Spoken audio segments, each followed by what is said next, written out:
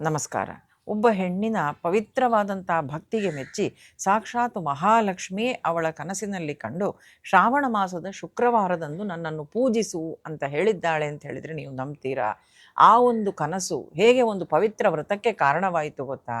ಇಂದು ನಾವು ಆಚರಿಸುವಂಥ ವರಮಹಾಲಕ್ಷ್ಮಿ ವ್ರತದ ಹಿಂದೆ ಇರುವಂಥ ಒಂದು ಸುಂದರ ಕಥಾಭಾಗ, ಅದರ ಮಹತ್ವ, ಲಕ್ಷ್ಮೀದೇವಿಯ 8 ರೂಪಗಳು ಹಾಗೂ ಅದರ ಅರ್ಥ ಮತ್ತು ಈ ಹಬ್ಬ ನಮಗೆ ಕಲಿಸುವಂತಹ ಜೀವನದ ಪಾಠ ಏನು ಅಂತ ಹೇಳುವಂಥದ್ದನ್ನು ತಿಳ್ಕೊಳ್ಳುವ.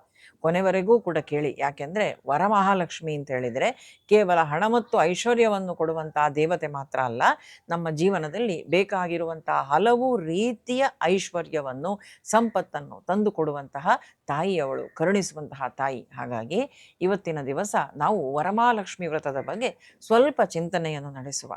ಈ ಬಾರಿ ವರಮಹಾಲಕ್ಷ್ಮಿ ವ್ರತ ಅನೇಕರಿಗೆ ಸಂಶಯ ಉಂಟು, ನಾವು ಯಾವಾಗ ಆಚರಿಸಬೇಕು ಅಂತ. ನನಗೆ ಅನೇಕ ಸಂದೇಶಗಳು ಬಂತು. ಏನು ಅಂದರೆ, ನಾವು ಶ್ರಾವಣ ಮಾಸದ ಇದೇ ಆಗಸ್ಟ್ 21ನೇ ತಾರೀಕಿಗೆ ನಾವು ಆಚರಣೆ ಮಾಡಬೇಕೋ ವರಮಹಾಲಕ್ಷ್ಮಿ ಹಬ್ಬವನ್ನು, ಅಥವಾ 28 ತಾರೀಕಿಗೆ ಆಚರಣೆ ಮಾಡಬೇಕೋ ಅಂತ ಅನೇಕರಲ್ಲಿ ಪ್ರಶ್ನೆ ಬಂತು. ಆದರೆ ನಮ್ಮ ಪುರಾಣಗಳು ಹಾಗೂ ಶಾಸ್ತ್ರಗಳ ಪ್ರಕಾರ ಯಾವಾಗಲೂ ಕೂಡ ವರಮಹಾಲಕ್ಷ್ಮಿ ವ್ರತವನ್ನು ಶ್ರಾವಣ ಮಾಸದ ಶುಕ್ಲ ಪಕ್ಷದ 2ನೇ ಶುಕ್ರವಾರ ಅಥವಾ 3ನೇ ಶುಕ್ರವಾರ, ಅಂದರೆ ಹುಣ್ಣಿಮೆಗಿಂತ ಮೊದಲು ಬರುವಂತಹ ಶುಕ್ರವಾರದಂದು ಆಚರಣೆ ಮಾಡಿ ಅಂತ ಹೇಳುತ್ತಾರೆ. ಇದು ಯಾವಾಗಲೂ ಕೂಡ 2 ಅಥವಾ 3ನೇ ಶುಕ್ರವಾರ ಬರ್ತದೆ. ಹಾಗಾಗಿ ಯಾವಾಗಲೂ ಕೂಡ ಹುಣ್ಣಿಮೆಗಿಂತ ಮುಂಚೆ ಬರುವಂತಹ ಶುಕ್ರವಾರದಂದು, ಆ ದಿವಸ ಸಾಯಂಕಾಲದಂದು ವರಮಹಾಲಕ್ಷ್ಮಿ ವ್ರತವನ್ನು ಎಲ್ಲರೂ ಕೂಡ ಆಚರಣೆ ಮಾಡಬೇಕು ಅಂತ. ಶುಕ್ಲೇ ಶ್ರಾವಣಿಕೆ ಮಾಸಿ ಪೂರ್ಣಿಮೋಪಾಂತ್ಯ ಭಾರ್ಗವೇ ತತಶ್ಚಾರುಮತಿ ಮುಖ್ಯಾ ಕಾಂಕ್ಷಮಾಣ ಭೃಗೋರ್ದಿನಂ ಭಾಗ್ಯೋದಯೇನ ಸಂಪ್ರಾಪ್ತೆ ವರಲಕ್ಷ್ಮೀ ದಿನೇ ತಥಾ ಸಾಯಂ ಚಾರುಮತಿ ಮುಖ್ಯಾಶ್ಚಕ್ರು ಪೂಜಾಂ ಪ್ರಯತ್ನತಃ ಅಂತ ಈ ಯಾವ ರೀತಿಯಾಗಿ ಭವಿಷ್ಯೋತ್ತರ ಪುರಾಣವು ಅದರಲ್ಲಿ ವರ್ಣಿತವಾಗಿರುವಂತಹ ಈ ವರಲಕ್ಷ್ಮೀ ವ್ರತದ ನಿರ್ಣಯದ ವಿಚಾರದಲ್ಲಿ ಈ ಶ್ಲೋಕ ಬಂದಿದೆ. ಹಾಗಾಗಿ ಈ ಬಾರಿ ಯಾಕೆ ಹಾಗಾದರೆ ಈ ಸಂಶಯ ಬಂತು? ಸರಿ, ಯಾವಾಗಲೂ ಕೂಡ ನಾವು ಮುಂಚಿನಿಂದಲೇ ನಾವು ಗಮನಿಸ್ತಾ ಇದ್ದೇವೆ, ಶ್ರಾವಣ ಮಾಸದ ಶುಕ್ಲ ಪಕ್ಷದ 2ನೇ ಶುಕ್ರವಾರದಂದು ನಾವು ಆಚರಿಸುವಂಥದ್ದು. ಶ್ರಾವಣ ಮಾಸದ 2ನೇ ಶುಕ್ರವಾರ ವರಮಹಾಲಕ್ಷ್ಮಿ ವ್ರತ ಅಂತ ಹೇಳುವಂಥದ್ದು ನಾವೆಲ್ಲರೂ ಹಿಂದಿನಿಂದ ಆಚರಣೆ ಮಾಡಿಕೊಂಡು ಬಂದಂಥ ಪದ್ಧತಿ. ಆದರೆ ಹೋದ ವರ್ಷವೂ ಹಾಗೆ ಆಗಿತ್ತು, ಈ ವರ್ಷವೂ ಹೀಗೆ. ಯಾಕೆ ಈ 21 ತಾರೀಕಿಗೆ ನಾವು ಮಾಡಬೇಕೋ ಅಥವಾ 28ಕ್ಕೋ ಅಂತ ಹೇಳುವಂತಹ ಸಂಶಯ ಎಲ್ಲರಲ್ಲಿಯೂ ಕೂಡ ಉಂಟು. ಯಾಕೆ ಇದು 2ನೇ ಶುಕ್ರವಾರ 21ನೇ ತಾರೀಕಿಗೆ ಬರ್ತದೆ, ಆದರೆ 28 ಅಂತ ಕೆಲವು ಕ್ಯಾಲೆಂಡರ್ಗಳಲ್ಲಿ ನೋಡಿದಾಗ ಅಲ್ಲಿ ಆ ರೀತಿಯಾಗಿ ಉಲ್ಲೇಖ ಉಂಟು. ಹಾಗಾದರೆ 28ಕ್ಕೂ ಅಂತ ಯಾಕೆ ನಮಗೆ ಸಂಶಯ ಅಂದರೆ, 3ನೇ ಶುಕ್ರವಾರ ಹುಣ್ಣಿಮೆ ಬಂದಿದೆ. ಆದರೆ ಶ್ಲೋಕದಲ್ಲಿ ಹೇಳಿದ್ದೇನು, ಹುಣ್ಣಿಮೆಯ ದಿವಸ ನೀವು ಮಾಡಿ ಅಂತ ಅಲ್ಲ. ಅದು ಕೆಲವು ಕಡೆಯಲ್ಲಿ ಆ ಆಚರಣೆಯನ್ನು ಕೂಡ ಮಾಡ್ತಾರೆ. ಹುಣ್ಣಿಮೆಗಿಂತ ಮೊದಲಿನ ಶುಕ್ರವಾರದಂದು ನೀವು ಈ ರೀತಿ ವರಮಹಾಲಕ್ಷ್ಮಿ ವ್ರತವನ್ನು ಆಚರಣೆ ಮಾಡಿ ಅಂತ ಕೊಟ್ಟಿದ್ದಾರೆ. ಹಾಗಾಗಿ ಈ ಬಾರಿ 21ನೇ ತಾರೀಕಿಗೆ, ಅಂದರೆ ಮುಂದಿನ ನಾಡಿದ್ದು ಬರುವಂತಹ ಶುಕ್ರವಾರದಂದು ವರಮಹಾಲಕ್ಷ್ಮಿ ವ್ರತವನ್ನು ನಾವೆಲ್ಲರೂ ಕೂಡ ಆಚರಣೆಯನ್ನು ಮಾಡಬೇಕು. ಈ ಬಗ್ಗೆ ಸಂಶಯ ಇಲ್ಲ. ಹಾಗಾಗಿ 21ನೇ ತಾರೀಕಿಗೆ ಈ ಬಾರಿ ವರಮಹಾಲಕ್ಷ್ಮಿ ವ್ರತ ಬರ್ತದೆ. ಹಾಗೆ ಅಂತ ಒಂದು ವೇಳೆ 21ನೇ ತಾರೀಕಿಗೆ ನಮಗೆ ಮಾಡಲಿಕ್ಕಾಗದಿದ್ದರೆ ಏನು ಮಾಡುವ? ಇಂತಹ ಪ್ರಶ್ನೆಗಳು ಕೂಡ ಬರ್ತದೆ. ಒಂದು ವೇಳೆ ನಮಗೆ ಆ ವರಮಹಾಲಕ್ಷ್ಮಿ ವ್ರತವನ್ನು ಮಾಡಬೇಕು ಅಂತ ಯಾವ ದಿನ ಎಲ್ಲರೂ ಆಚರಿಸ್ತಾರೋ ಆ ದಿನ ಮಾಡಲಿಕ್ಕಾಗದಿದ್ದರೆ, ಸೂತಕಾದಿಗಳು ಬಂದಾಗ ಆಗ ಏನು ಮಾಡುವುದು? ಆಗ ಆಗದಿದ್ದರೆ ಮುಂದಿನ ಶುಕ್ರವಾರದಲ್ಲಿಯೂ ಮಾಡ್ಬೋದು. ಶ್ರಾವಣ ಮಾಸದ ಯಾವುದೇ ಶುಕ್ರವಾರದಲ್ಲಿ ಬೇಕಾದರೂ ನೀವು ಆಚರಣೆಯನ್ನು ಮಾಡಿ. ವ್ರತದ ದಿನ ನಿಮಗೆ ಆಗಲಿಲ್ಲ ಅಂತ ಆದರೆ, ಏನಾದರೂ ಆ ದಿವಸ ತೊಂದರೆ ಆಯಿತು ಅಂತಾದರೆ ಮುಂದಿನ ಶುಕ್ರವಾರದಲ್ಲಿ ಮಾಡಿ. ಇನ್ನೂ ಕೆಲವರ ಪ್ರಶ್ನೆ ಉಂಟು, ಈ ವರಮಹಾಲಕ್ಷ್ಮಿ ವ್ರತವನ್ನು ಯಾರು ಮುತ್ತೈದೆಯರಲ್ಲವೋ ಅವರು ಮಾಡ್ಬೋದಾ ಅಂತ. ಖಂಡಿತವಾಗಿಯೂ ಮಾಡ್ಬೋದು. ವರಮಹಾಲಕ್ಷ್ಮಿ ವ್ರತವನ್ನು ಮಾಡಲಿಕ್ಕೆ ಮುತ್ತೈದೆಯರೇ ಆಗಬೇಕು ಅಂತ ಏನಿಲ್ಲ. ಯಾರ ಲಕ್ಷ್ಮೀ ದೇವಿಯಲ್ಲಿ, ಯಾರು ತಾಯಿಯಲ್ಲಿ ಭಕ್ತಿಯನ್ನಿಟ್ಟಿದ್ದಾರೋ, ಶ್ರದ್ಧೆಯನ್ನಿಟ್ಟಿದ್ದಾರೋ ಅವರು ಎಲ್ಲರೂ ಕೂಡ ವ್ರತವನ್ನು ಮಾಡಬಹುದು. ಉಪವಾಸವನ್ನು ಮಾಡಬೇಕಾ ಅಂತ ಹೇಳುವಂತಹ ಪ್ರಶ್ನೆಯೂ ಕೂಡ ಬರ್ತದೆ. ಉಪವಾಸವನ್ನು ಮಾಡಬೇಕು, ಆದರೆ ನಮ್ಮ ಆರೋಗ್ಯವನ್ನು ನೋಡಿಕೊಳ್ಬೇಕು. ನಮಗೆ ಅಲ್ಪಾಹಾರವೋ ಅಥವಾ ಫಲಾಹಾರವೋ ಯಾವುದು ನಮ್ಮ ಆರೋಗ್ಯಕ್ಕೆ, ನಮ್ಮ ಶರೀರಕ್ಕೆ ಯಾವುದು ಹೊಂದಿಕೊಳ್ತದೋ ಅದನ್ನು ನೋಡಿಕೊಂಡು ಉಪವಾಸಾದಿಗಳನ್ನು ಮಾಡಬೇಕು. ಆ ದಿವಸ ಮುತ್ತೈದೆಯರಿಗೆ ಬಾಗಿನವನ್ನು ಕೊಡಲೇಬೇಕು. ಕೊಟ್ಟರೆ ಒಳ್ಳೆಯದು. ಒಂದು ವೇಳೆ ಕೊಡಲಿಕ್ಕಾಗಲಿಲ್ಲ, ನಮಗೆ ಆ ಅನುಕೂಲ ಇಲ್ಲ ಅಂತ ಆದರೆ ತೊಂದರೆ ಇಲ್ಲ. ಶ್ರದ್ಧೆಯಿಂದ ಭಕ್ತಿಯಿಂದ ತಾಯಿಯನ್ನು ಯಥಾ ಯೋಗ್ಯವಾಗಿ ನಮ್ಗೆ ಎಷ್ಟು ಸಾಧ್ಯ ಉಂಟೋ ಅಷ್ಟು ಪೂಜಿಸಿದ್ರೂ ಕೂಡ ಸಾಕು. ವರಲಕ್ಷ್ಮಿ ವ್ರತವನ್ನು ಗಂಡಸರು ಆಚರಣೆ ಮಾಡ್ಬೋದು, ಗಂಡಸರು ವ್ರತ ಉಪವಾಸಗಳನ್ನು ಪೂಜೆಯನ್ನು ಮಾಡ್ಬೋದು ಅಂತ ಹೇಳುವಂಥ ಪ್ರಶ್ನೆಯೂ ಬಂದಿದೆ. ಗಂಡಸರು ಕೂಡ ಖಂಡಿತವಾಗಿಯೂ ವರಮಹಾಲಕ್ಷ್ಮಿ ವ್ರತವನ್ನು ಆಚರಣೆ ಮಾಡ್ಬೋದು, ಆ ವ್ರತದಲ್ಲಿ ಪೂಜೆಯಲ್ಲಿ ಪಾಲ್ಗೊಳ್ಬೋದು. ಯಾಕೆಂತ ಹೇಳಿದರೆ ಆ ತಾಯಿಯ ಪೂಜೆಗೆ ಗಂಡು ಹೆಣ್ಣು ಅಂತ ಹೇಳುವಂಥ ಭೇದ ಇಲ್ಲ. ಯಾರಲ್ಲಿ ಭಕ್ತಿ ಉಂಟೋ, ಯಾರಲ್ಲಿ ಶ್ರದ್ಧೆ ಉಂಟೋ ಅವರೆಲ್ಲರೂ ಕೂಡ ವರಮಹಾಲಕ್ಷ್ಮಿ ಹಬ್ಬವನ್ನು ಶ್ರದ್ಧಾಭಕ್ತಿಯಿಂದ ಆಚರಣೆಯನ್ನು ಮಾಡ್ಬೋದು. ವರ ಅಂತ ಹೇಳಿದರೆ ವರವನ್ನು ನೀಡುವವಳು, ಅಂದರೆ ಭಕ್ತಿಯಿಂದ ಪೂಜಿಸುವಂಥವರಿಗೆ ತಾಯಿ ಮಹಾಲಕ್ಷ್ಮಿ ತನ್ನ ಅನುಗ್ರಹವನ್ನು ನೀಡಲಿ ಅಂತ ಹೇಳುವಂತಹ ಭಾವನೆಯಿಂದ ಈ ವ್ರತವನ್ನು ಆಚರಿಸಲಾಗ್ತದೆ. ಮನೆಯಲ್ಲಿರುವಂತಹ ಸ್ತ್ರೀಯರು ವಿಶೇಷವಾಗಿ ಈ ದಿವಸ ಲಕ್ಷ್ಮೀದೇವಿಯನ್ನು ಕಲಶದ ರೂಪದಲ್ಲಿ ಪ್ರತಿಷ್ಠಾಪಿಸಿ ಅಲಂಕಾರ ಮಾಡಿ ಪೂಜೆ ವ್ರತಗಳನ್ನು ನೆರವೇರಿಸ್ತಾರೆ. ಆದರೆ ಈ ಆಚರಣೆಯ ಹಿಂದೆ ಒಂದು ಪ್ರಸಿದ್ಧವಾದಂತಹ ಒಂದು ಕಥೆ ಉಂಟು. ಆ ಕಥೆ ಏನು ಅಂತ ಹೇಳುವಂಥದ್ದನ್ನು ಕೂಡ ನಾವು ನೋಡುವ. ಭವಿಷ್ಯೋತ್ತರ ಪುರಾಣದಲ್ಲಿ ಈ ವ್ರತದ ಬಗ್ಗೆ ಒಂದು ಕಥೆಯನ್ನು ಕೂಡ ಕೊಡ್ತಾರೆ. ಹಿಂದೆ ಚಾರುಮತಿ ಅಂತ ಹೇಳುವಂಥ ಒಬ್ಬಳು ಬ್ರಾಹ್ಮಣ ಸ್ತ್ರೀ ಇರ್ತಾಳೆ. ಅವಳು ತುಂಬ ಧಾರ್ಮಿಕವಾದಂತಹ ಒಬ್ಬಳು ಹೆಣ್ಣು. ಅವಳು ಪ್ರತಿದಿನ ತನ್ನ ಗಂಡನಿಗೆ, ಅತ್ತೆ ಮಾವನಿಗೆ ಏನೆಲ್ಲ ಬೇಕೋ ಅದೆಲ್ಲವನ್ನೂ ಕೂಡ ಶ್ರದ್ಧೆಯಿಂದ ಭಕ್ತಿಯಿಂದ ಒದಗಿಸಿಕೊಟ್ಟುಕೊಂಡು ಅವರೆಲ್ಲರ ಸೇವೆ ಮಾಡಿಕೊಂಡು ಸದ್ಗೃಹಿಣಿಯಾಗಿ ಧರ್ಮ ಕಾರ್ಯದಲ್ಲಿಯೂ ಕೂಡ ತಾನು ನಿರತಳಾಗಿ ಅತಿಥಿ ಸತ್ಕಾರವನ್ನು ಕೂಡ ಮಾಡಿಕೊಂಡು ಅತ್ಯಂತ ಚೆನ್ನಾಗಿ ಸ್ತ್ರೀ ಧರ್ಮವನ್ನು ಪಾಲನೆ ಮಾಡಿಕೊಂಡು ಸಂತೋಷವಾಗಿ ಅವಳ ಮನೆಯಲ್ಲಿ ಇರ್ತಾಳೆ. ಆದರೆ ಅವಳಿಗೆ ಸ್ವಲ್ಪ ಬಡತನ ಅಂತ ಹೇಳುವಂಥದ್ದು ಇರ್ತದೆ. ಒಂದು ದಿವಸ ಆ ಚಾರುಮತಿಯ ಕನಸಿನಲ್ಲಿ ಸಾಕ್ಷಾತ್ ಮಹಾಲಕ್ಷ್ಮಿಯೇ ಬರ್ತಾಳೆ.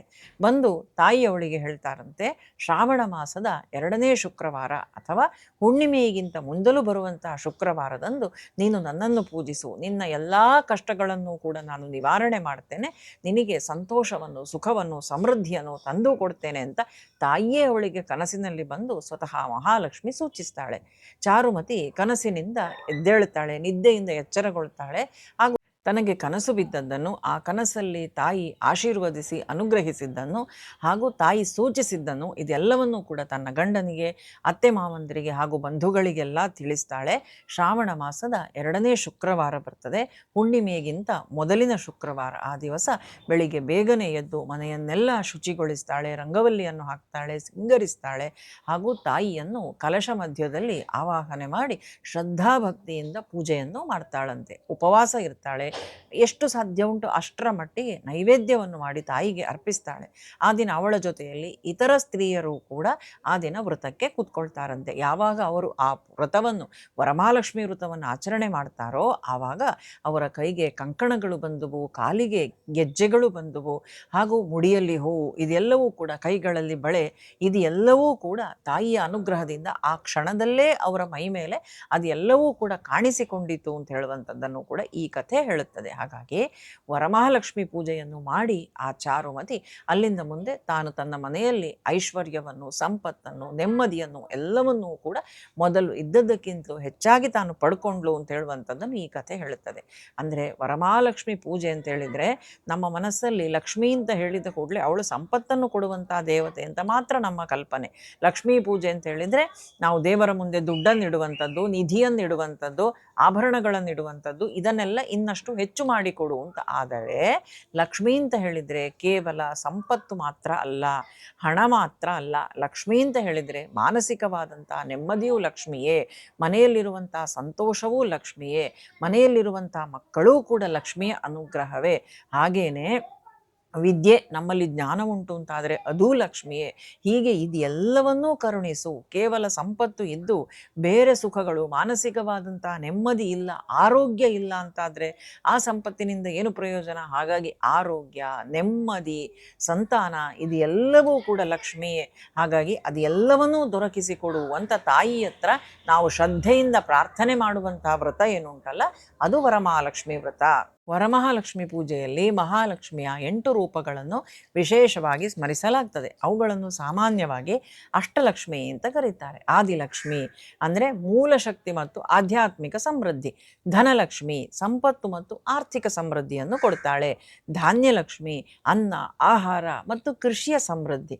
ಗಜಲಕ್ಷ್ಮಿ ವೈಭವ, ಗೌರವ ಮತ್ತು ರಾಜಸಿಕವಾದಂಥ ಸಮೃದ್ಧಿ. ಸಂತಾನಲಕ್ಷ್ಮಿ ಸಂತಾನ ಮತ್ತು ಕುಟುಂಬದ ಕ್ಷೇಮವನ್ನು ನಾವಿಲ್ಲಿ ಬೇಡುವಂಥದ್ದು. ಹಾಗೆಯೇ ವೀರಲಕ್ಷ್ಮಿ ಅಂದರೆ ಧೈರ್ಯ ಮತ್ತು ಶಕ್ತಿ. ವಿದ್ಯಾಲಕ್ಷ್ಮಿ ಜ್ಞಾನ ಮತ್ತು ವಿದ್ಯೆಯನ್ನು ಬೇಡುವಂಥದ್ದು. ವಿಜಯಲಕ್ಷ್ಮಿ, ಕಾರ್ಯಗಳಲ್ಲಿ ಜಯ ಮತ್ತು ಸಾಧನೆ. ಹಾಗಾಗಿ ಲಕ್ಷ್ಮಿ ಅಂತ ಹೇಳಿದರೆ ಕೇವಲ ಹಣ ಅಲ್ಲ, ಜ್ಞಾನವೂ ಲಕ್ಷ್ಮಿಯೇ, ಆರೋಗ್ಯಕರ ಜೀವನವೂ ಒಂದು ಸಮೃದ್ಧಿಯೇ, ಕುಟುಂಬದ ನೆಮ್ಮದಿಯೂ ಒಂದು ಸಂಪತ್ತೇ, ಧೈರ್ಯವೂ ಸಂಪತ್ತೇ, ಸಂತೋಷವೂ ಸಂಪತ್ತೇ. ಇದನ್ನು ಅರ್ಥ ಮಾಡಿಕೊಂಡ್ರೆ ವರಮಹಾಲಕ್ಷ್ಮಿ ಹಬ್ಬದ ನಿಜವಾದಂಥ ಅರ್ಥ ನಮಗೆ ತಿಳಿಯುತ್ತದೆ. ಆದ್ದರಿಂದ ವರಮಹಾಲಕ್ಷ್ಮಿಯ ಮುಂದೆ ನಾವು ಕೇವಲ ಹಣವನ್ನು ಬೇಡುವುದಕ್ಕಿಂತ, ತಾಯಿ ನನ್ನ ಮನೆಯಲ್ಲಿ ನೆಮ್ಮದಿ ಇರಲಿ, ನನ್ನ ಕುಟುಂಬದಲ್ಲಿ ಪ್ರೀತಿ ಇರಲಿ, ನನಗೆ ಒಳ್ಳೆಯ ಬುದ್ಧಿ ಕೊಡು, ನಾನು ಸಂಪಾದಿಸುವುದರಲ್ಲಿ ಧರ್ಮದ ಪಾಲು ಇರಲಿ, ನನ್ನ ಕೈಯಿಂದ ಯಾರಿಗೂ ಅನ್ಯಾಯ ಆಗದೇ ಇರಲಿ, ನನ್ನ ಜೀವನದಲ್ಲಿ ನಿನ್ನ ಕೃಪೆ ಸದಾ ಇರಲಿ ಅಂತ ಪ್ರಾರ್ಥಿಸಿದರೆ ಅದೇ ನಿಜವಾದಂತಹ ಲಕ್ಷ್ಮೀ ಆರಾಧನೆ. ಹಾಗಾಗಿ ಈ ವರಮಹಾಲಕ್ಷ್ಮಿ ಹಬ್ಬದಂದು ಮನೆಗೆ ಅಲಂಕಾರ ಮಾಡುವುದರ ಜೊತೆಗೆ ನಮ್ಮ ಮನಸ್ಸನ್ನು ಸ್ವಲ್ಪ ಅಲಂಕರಿಸುವ, ಮನೆಯಲ್ಲಿರುವಂಥ ಹಳೆಯ ವೈಮನಸ್ಸನ್ನು ಬಿಟ್ಟು ಬಿಡುವ, ಯಾರಾದರೂ ನಮ್ಮಿಂದ ನೋವಾಗಿದ್ದರೆ ಕ್ಷಮೆ ಕೇಳುವ, ನಮಗೆ ಸಾಧ್ಯವಾದಷ್ಟು ದಾನ ಮಾಡುವ, ಹಸಿದವರಿಗೆ ಅನ್ನ ಕೊಡುವ, ಅಗತ್ಯವಿರುವವರಿಗೆ ಸಹಾಯ ಮಾಡುವ. ಯಾಕೆಂದರೆ ದೇವರಿಗೆ ನಾವು ಅರ್ಪಿಸುವಂತಹ ಹೂವು ಒಣಗಿ ಹೋಗ್ಬೋದು, ಆದರೆ ಒಬ್ಬರ ಕಣ್ಣೀರನ್ನು ಒರೆಸಿದರೆ ಆ ಪುಣ್ಯದ ಫಲ ಮಾತ್ರ ನಮ್ಮ ಜೀವನದಲ್ಲಿ ಉಳಿಯುತ್ತದೆ. ಈ ವರಮಹಾಲಕ್ಷ್ಮಿ ಹಬ್ಬ ಪ್ರತಿಯೊಂದು ಮನೆಯಲ್ಲೂ ಕೂಡ ಶ್ರೀ, ನೆಮ್ಮದಿ, ಆರೋಗ್ಯ, ಜ್ಞಾನ, ಧೈರ್ಯ ಮತ್ತು ಸಂತೋಷವನ್ನು ತರಲಿ ಅಂತ ಮಹಾಲಕ್ಷ್ಮಿ ತಾಯಿಯಲ್ಲಿ ಪ್ರಾರ್ಥಿಸುವ. ಶ್ರೀ ವರಮಹಾಲಕ್ಷ್ಮಿ ದೇವಿಯ ಕೃಪೆ ನಮ್ಮ ಎಲ್ಲರ ಮೇಲೂ ಕೂಡ ಇರಲಿ. ಈ ಬಾರಿ ವರಮಹಾಲಕ್ಷ್ಮಿ ಹಬ್ಬವನ್ನು ನಾವೆಲ್ಲರೂ ಕೂಡ ಇದೇ ಆಗಸ್ಟ್ 21ನೇ ತಾರೀಕಿನಂದು ಶುಕ್ರವಾರ ಶ್ರದ್ಧೆಯಿಂದ ಆಚರಿಸುವ. ದೇವರ ಮುಂದೆ ಹಣದ ರಾಶಿಯನ್ನು ಇಟ್ಟು ನಾವು ಪೂಜೆ ಮಾಡಬೇಕು ಅಂತ ಏನಿಲ್ಲ, ನಮ್ಮಲ್ಲಿರುವಂಥ ಭಕ್ತಿಯನ್ನು ತಾಯಿಗೆ ಅರ್ಪಿಸುವ, ನಮ್ಮಲ್ಲಿ ಏನು ಉಂಟೋ ಅದರ ಮುಖಾಂತರ ತಾಯಿಗೆ ಪೂಜೆಯನ್ನು ಮಾಡುವ, ಅಗತ್ಯವಿರುವವರಿಗೆ ಸಹಾಯ ಮಾಡುವ. ಯಾಕೆಂದರೆ ದೇವರಿಗೆ ನಾವು ಅರ್ಪಿಸುವಂತಹ ಹೂವು ಒಣಗಿ ಹೋಗ್ಬೋದು, ಆದರೆ ಒಬ್ಬರ ಕಣ್ಣೀರನ್ನು ಒರೆಸಿದರೆ ಆ ಪುಣ್ಯದ ಫಲ ಮಾತ್ರ ನಮ್ಮ ಜೀವನದಲ್ಲಿ ಉಳಿಯುತ್ತದೆ.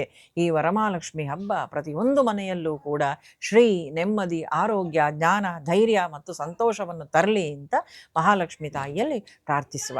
ಶ್ರೀ ವರಮಹಾಲಕ್ಷ್ಮಿ ದೇವಿಯ ಕೃಪೆ ನಮ್ಮ ಎಲ್ಲರ ಮೇಲೂ ಕೂಡ ಇರಲಿ. ಈ ಬಾರಿ ವರಮಹಾಲಕ್ಷ್ಮಿ ಹಬ್ಬವನ್ನು ನಾವೆಲ್ಲರೂ ಕೂಡ ಇದೇ ಆಗಸ್ಟ್ 21ನೇ ತಾರೀಕಿನಂದು ಶುಕ್ರವಾರ ಶ್ರದ್ಧೆಯಿಂದ ಆಚರಿಸುವ. ದೇವರ ಮುಂದೆ ಹಣದ ರಾಶಿಯನ್ನು ಇಟ್ಟು ನಾವು ಪೂಜೆ ಮಾಡಬೇಕು ಅಂತ ಏನಿಲ್ಲ, ನಮ್ಮಲ್ಲಿರುವಂಥ ಭಕ್ತಿಯನ್ನು ತಾಯಿಗೆ ಅರ್ಪಿಸುವ, ನಮ್ಮಲ್ಲಿ ಏನು ಉಂಟೋ ಅದರ ಮುಖಾಂತರ ತಾಯಿಗೆ ಪೂಜೆಯನ್ನು ಮಾಡುವ. ಯಾವಾಗಲೂ ಕೂಡ ಭಾವಗ್ರಾಹಿ ಜನಾರ್ದನ ಅಂತ ದೇವರು ಯಾವಾಗಲೂ ನಮ್ಮ ಶ್ರದ್ಧೆಯನ್ನು, ಭಕ್ತಿಯನ್ನು, ಭಾವವನ್ನು ನೋಡ್ತಾರೆ ಹೊರತು ಹೊರಗಿನ ಆಡಂಬರ ಅಲ್ಲ. ಹಾಗಾಗಿ ಈ ಬಾರಿಯ ವರಮಹಾಲಕ್ಷ್ಮಿಯನ್ನು ಶ್ರದ್ಧೆಯಿಂದ ಆಚರಿಸುವ, ಗಂಡು ಹೆಣ್ಣು ಅಂತ ಹೇಳುವಂಥ ಭೇದ ಇಲ್ಲದೆ, ಯಾವುದೇ ಜಾತಿ ಮತ ಧರ್ಮ ಭೇದ ಇಲ್ಲದೆ ಎಲ್ಲರೂ ಕೂಡ ತಾಯಿಯ ಆರಾಧನೆಯನ್ನು ಮಾಡಬಹುದು. ವರಮಹಾಲಕ್ಷ್ಮಿ ಎಲ್ಲರಿಗೂ ಕೂಡ ಶುಭವನ್ನು ತಂದುಕೊಡ್ಲಿ ಅಂತ ದೇವರಲ್ಲಿ ಪ್ರಾರ್ಥಿಸುವ. ಶುಭವಾಗಲಿ, ಮಂಗಳವಾಗಲಿ. ಕೃಷ್ಣ ಅರ್ಪಣಮಸ್ತು.